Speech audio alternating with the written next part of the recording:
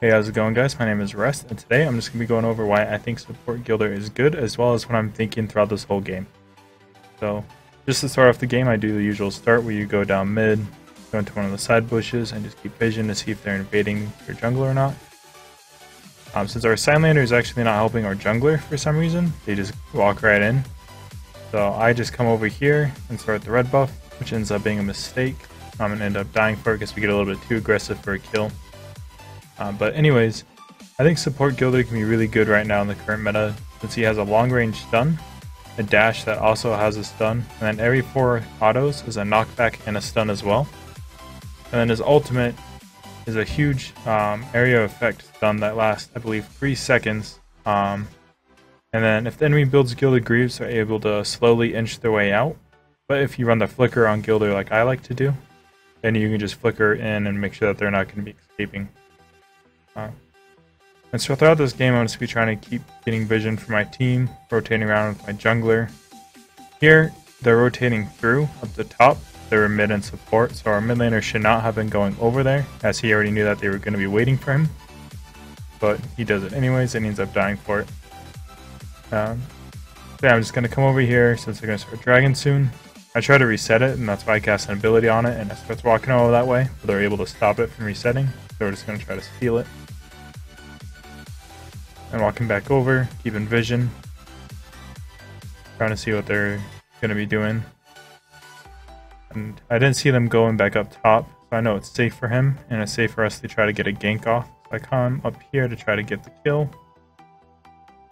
And I probably misplayed this a little bit. I probably could have gotten the kill, but if I waited to cast that ability, it was a good play by the Yorn to flicker out and away from it. So I just go and clear this wave. That way the Yorn doesn't try to take the tower or anything when I rotate back to my team. And so on Gilder, I like to build the tier 1 boots first, and then tier. And then after that, I build into the armor boots, or Gilded Greaves, depending on what's on the enemy team. And then Knight's Plate, building into Aegis, 100% of the time. And then from there, it'll just be situational. I'll just try to get in vision here. Walking around with my team. And I'm just going to keep that dash up, just in case I need it later on. Or if one of them tries to extend too deep or we get a good spear, then I can follow up with the dash stun. So to support Gilder, I'm just mostly going to be looking to peel or engage for my team the whole time. I'm not going to be throwing out my abilities for damage because they're not going to be doing much anyways. And I'm just going to try to lock it up with slims. So I'm just going to clear this mid wave, because our mid laner's top. And then I throw the stun in there to figure out where exactly the Tulin is. And then here, it turns out they were trying to do the same thing they did earlier. And I was just able to get a very nice ult on them. But I ended up dying for it. From a really nice Baldom ult, as well as him throwing me back over, and then Nakaroth just chasing me.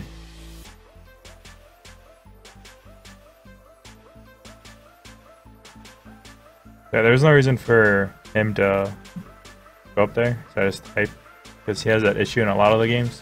And so I just wanted mostly to be sticking down there with the Omen, and just following what Omen does this game.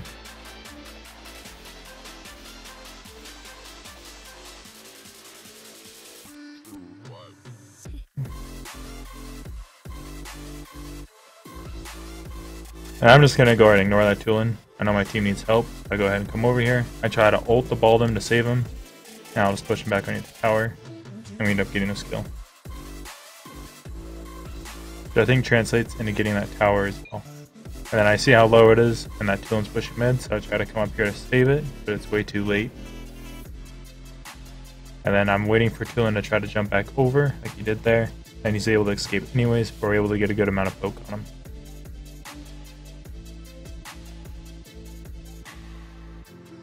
I'm just gonna rotate up top, stay around the dragon, keep in vision for it, and then I was kind of messing around with the build this game, and I wouldn't really recommend going Medallion like I did in this one.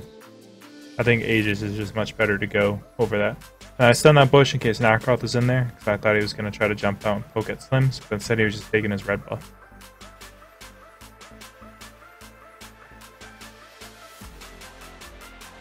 And then they end up face checking this bush, so I'm able to ult lock and stun them for a little bit. But Nacroth is just able to ult me out. And I dash over, and I'm just looking purely to peel, and I wait to use that stun until I'm certain that I'll land it. That way I'm not wasting my abilities. And here we have a really good stun lock on the Tulin, and then we're able to take this tower. And just ignore that play.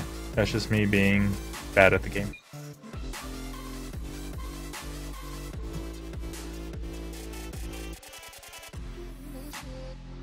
And I'm just sticking by the slims, trying to help him get this dragon.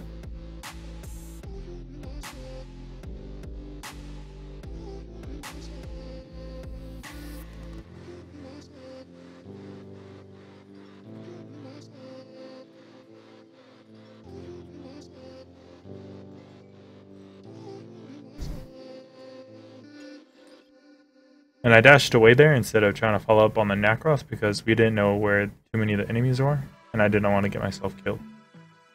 So here I'm just going to wait to use my ult until I think that I can get a good ult for my team, and then I'm able to get a 2-man ult for a little bit, and we're able to turn this fight around.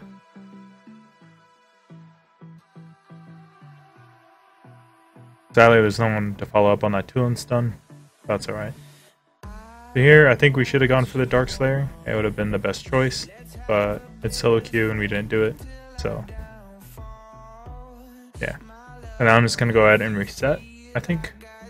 Yeah, I just reset here, get back all my mana and HP, and then go back over to the Dark Slayer side, just in case they try to rush it or something, or there's a team fight that breaks out and I can help.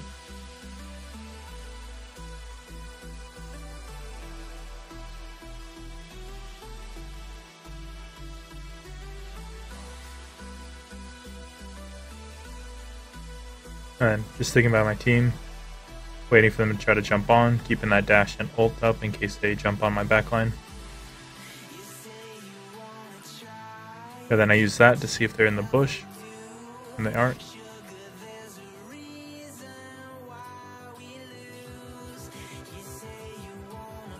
And then I'm just zoning out the Yorn and the Nacroth, keeping them away. Oh, we didn't get the kill on the Baldum there. I never realized that. That's interesting. But yeah. Gonna keep getting vision from my team. Walking around, stunning people for slims. And then we both missed our stuns there. That isn't good, but... And they're actually able to sneak the Darkslayer there. It's a really good play by them. The Yorn's able to melt it down, and the Nacroth is as well. So, it's alright. I believe we just turtle up here and wait for a pick. Which he's able to get, and then I stun MTS as soon as he jumps in. And I'm going to go ahead and keep the Nacroth from backing. That way he's not able to cut waves or anything when we try to push.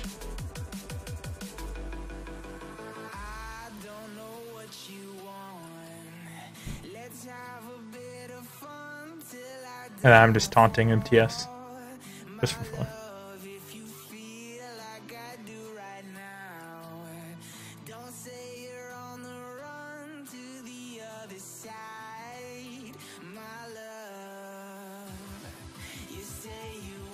I feel like we definitely stayed at this mid tower for too long. We should have been rotating up to the top and pushing that. It would have been very easy and free to take. But for some reason, my team kept focusing on this mid tower, so we just wasted that huge wave.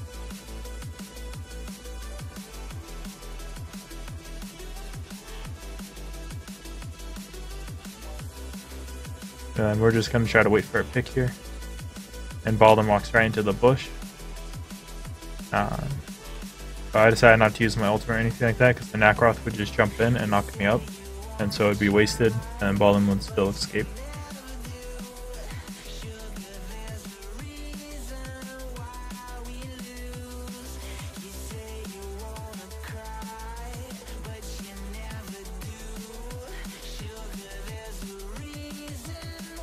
And then we're just going to try to get the Tulin. I think we do. Pretty sure he used another dash right there. Yeah, and then I just come over here and kill Baldum.